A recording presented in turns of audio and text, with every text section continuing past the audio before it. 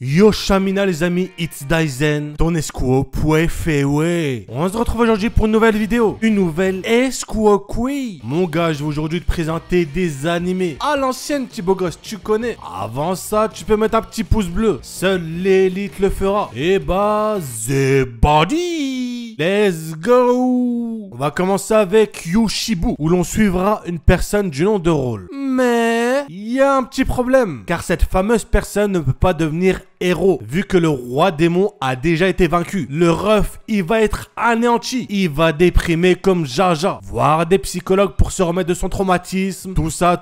Et du coup, par la suite, passer ses journées à taffer dans un magasin de magie. Et du coup, notre héros en formation va rencontrer la fille du roi démon, qui va poster son CV dans le même magasin que lui. Et ils vont par conséquent travailler ensemble dans ce magasin. Ouais, c'est une grosse parodie. Ça m'a d'ailleurs beaucoup rappelé Atarako Maou-sama, dans le délire un peu original. On va avoir une bonne petite romance des familles qu'on va voir évoluer au fil des épisodes. Mais on aura aussi de l'action. Ah, et bien entendu, on aura du ecchi. Vous pouvez applaudir. Comme d'hab, il y en a sûrement qui vont foncer voir cet animé après ces mots. Et vous avez totalement raison. Bref, à voir. Miyuk Xingze. Alors là, on part sur un animé chinois, comme on les aime. Et si tu les aimes pas, c'est ton problème. Et du coup, ici, l'histoire commence dans une sorte de prison. Donc, t'as deux personnes qui se réveillent là-bas. Ils savent pas comment ils ont atterri là. Et après, ils se taillent et ils se rendent compte qu'en fait, ils sont dans une sorte d'île isolée. Et au fur et à mesure des épisodes, ils vont rencontrer des gens pour résoudre ce mystère de fou. C'est-à-dire, comment ont-ils atterri ici? Kezako. Et la question la plus importante,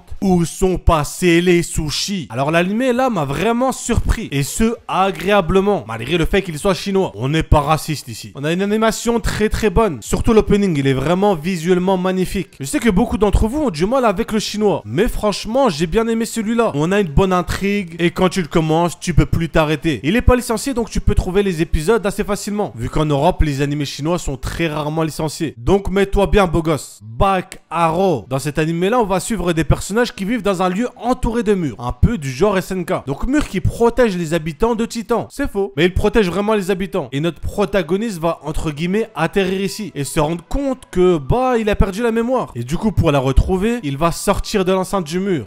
Mais... j'ai bien dit mais...